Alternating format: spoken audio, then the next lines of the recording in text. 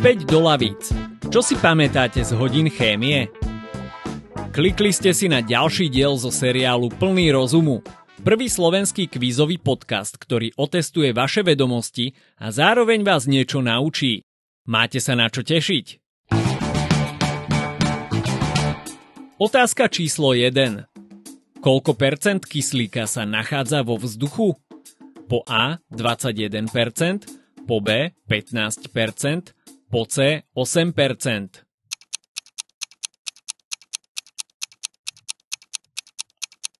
Správna odpoveď je A.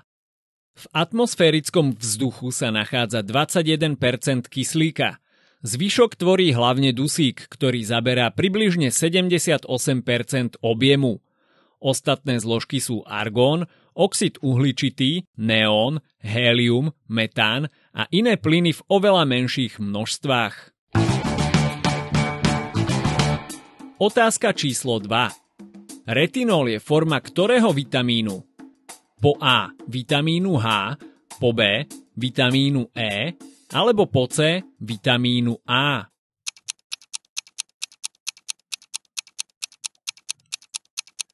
Správna odpoveď je C. Vitamín A je esenciálny živinový prvok, ktorý hrá dôležitú úlohu v rôznych funkciách organizmu, vrátane zraku, rastu buniek, imunitného systému a udržiavania zdravej pokožky. Retinol je jednou z aktívnych foriem vitamínu A, ktoré sa vyskytujú v potrave a sú dôležité pre mnohé telesné procesy. Otázka číslo 3. Ktoré z týchto tvrdení o chemickej reakcii je pravdivé? Po A. Nemení sa druh, ale iba počet atómov, z ktorých sú látky zložené. Po B. Pri chemickej reakcii vznikajú nové chemické väzby.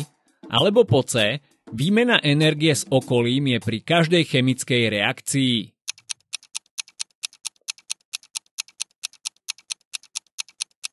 Správna odpoveď je B.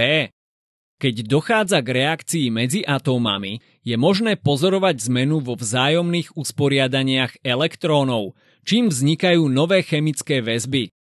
To môže viesť k vytváraniu nových molekúl s odlišným chemickým zložením a vlastnosťami. Otázka číslo 4. Ako nazývame látku, ktorá obsahuje kvapôčky kvapaliny rozptýlené v inej kvapalíne? Po A zliatina, po B gel, po C emulzia.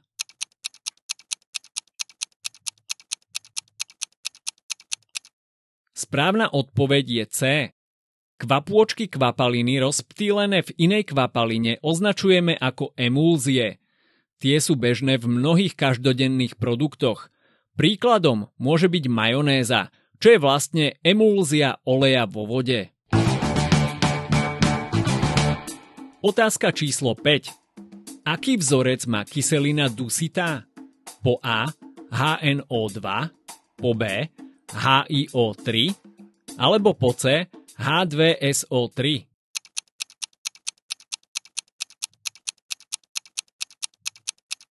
Správna odpoveď je A. Kyselina dusitá vzniká kombináciou atómov vodíka H, dusíka N a kyslíka O. Preto jej patrí sumárny vzorec HNO2. Ide o nestabilnú, stredne silnú jednosítú anorganickú kyselinu, ktorá je známa len vo veľmi zriedenom stave.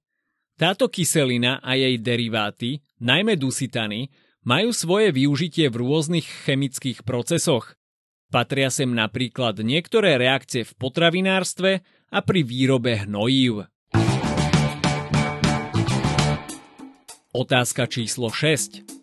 Ako nazývame stav nedostatku jedného alebo viacerých vitamínov? Po A hypervitaminóza, po B supervitaminóza, po C avitaminóza.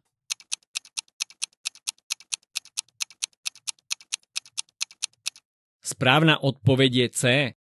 Avitaminóza je chorobný stav vyvolaný nedostatkom určitého vitamínu. Môže byť spôsobený dlhodobým nedostatočným príjmom konkrétneho vitamínu, chybným trávením či poruchou funkcie žliaz s vnútorným vylučovaním. Otázka číslo 7. Podľa čoho sú v periodickej tabuľke zoradené chemické prvky? Po A. Podľa atómovej hmotnosti. Po B. Podľa zloženia. Po C. Podľa abecedy.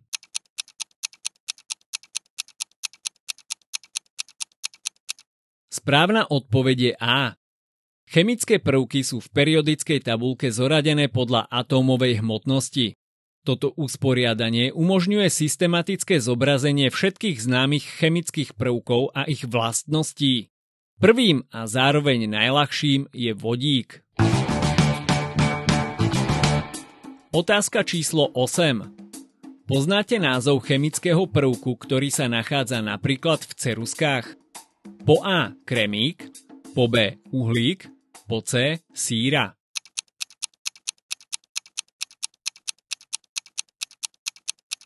Správna odpoveď je B.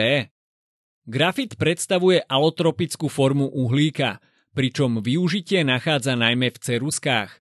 Jeho charakteristická vlastnosť totiž spočíva v tom, že je na dotyk mastný, ľahko otierateľný o papier a zanecháva za sebou sivú stopu. Za zmienku rozhodne stojí aj fakt, že táto vlastnosť nemusí byť evidentná u všetkých typov grafitu. Otázka číslo 9. Ktorú zlúčeninu poznáme pod chemickým vzorcom NaCl? Po A. Chlorid sodný, po B. Chlorid olovnatý, po C. Chlorid draselný.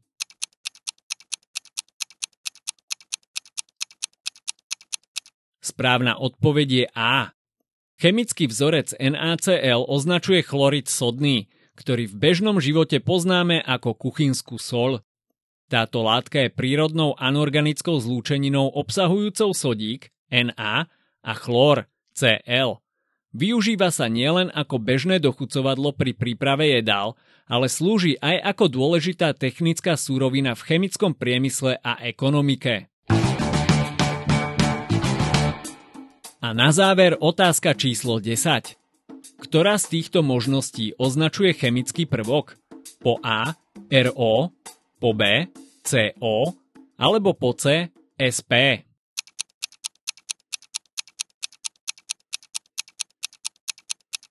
Správna odpoveď je B. Kobalt je chemický prvok, ktorý sa nachádza v periodickom systéme prvkov so symbolom CO a protónovým číslom 27. Ide o prechodný kov známy svojimi špecifickými fyzikálnymi a chemickými vlastnosťami. Vyniká tiež feromagnetickými vlastnosťami, medzi ktoré patrí tvrdosť a pevnosť. Tá je väčšia než u ocele, čo z kobaltu robí dôležitý materiál v rôznych procesoch, najmä pri výrobe magnetov. Podcast Plný rozumu vám prináša lifestyleový online magazín plný elánu.sk, kde nájdete zaujímavé články. Ak sa vám tento podcast páči, dajte nám odber na Spotify, zanechajte recenziu alebo sledujte Plný elánu na Facebooku či Instagrame. A teraz pustite si ďalšiu epizódu a preverte svoje vedomosti.